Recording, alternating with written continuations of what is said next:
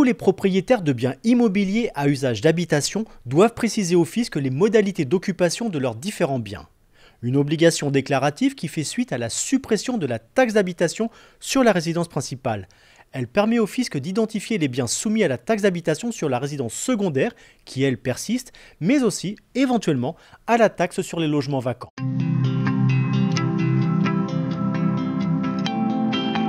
Nouveauté 2024, la déclaration des biens immobiliers pourra être remplie sur papier. Depuis 2023, la taxe d'habitation a bien été supprimée pour tout le monde, du moins en ce qui concerne la résidence principale.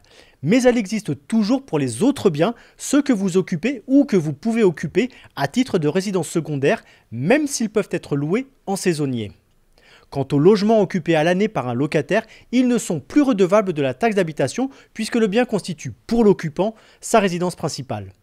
C'est pourquoi l'administration cherche à recenser tous les logements qui restent soumis à la taxe d'habitation.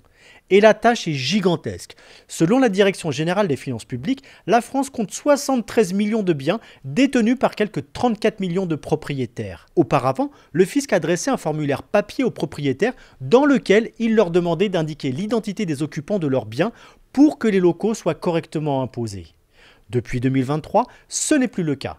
Une nouvelle obligation a vu le jour pour tous les propriétaires, la déclaration des biens immobiliers. Elle vise tous vos biens, quel qu'en soit l'usage, résidence principale ou secondaire, location vide, meublée, longue durée, saisonnière ou logement vacant. Il faut aussi déclarer l'occupation des parkings, des caves et même des piscines.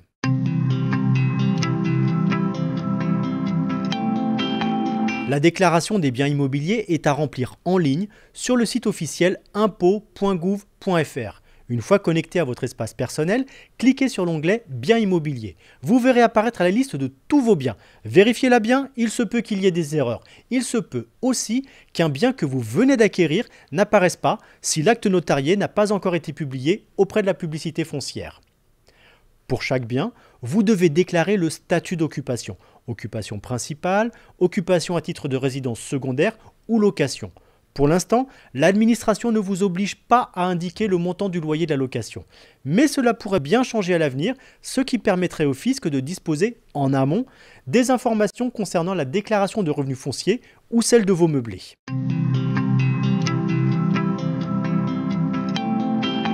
Le problème de la déclaration de biens immobiliers est qu'elle a été mal expliquée par les pouvoirs publics et qu'elle a connu divers dysfonctionnements lors de sa mise en place, à tel point que la date butoir de déclaration a été plusieurs fois reportée, sans compter les nombreuses erreurs de remplissage qui ont généré, fin 2023, des avis d'imposition absurdes. Si vous l'avez correctement rempli en 2023, vous n'avez rien à modifier en 2024. Votre déclaration reste valable tant que la situation ne change pas.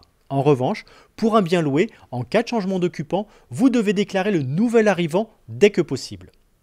Et pour remédier au désordre constaté, le gouvernement prévoit qu'en 2024, un formulaire papier sera mis à disposition des propriétaires n'ayant pas d'accès à Internet pour leur permettre de déclarer les changements d'occupants. Enfin, sachez qu'à défaut de déclaration, vous encourez une amende de 150 € par lot oublié.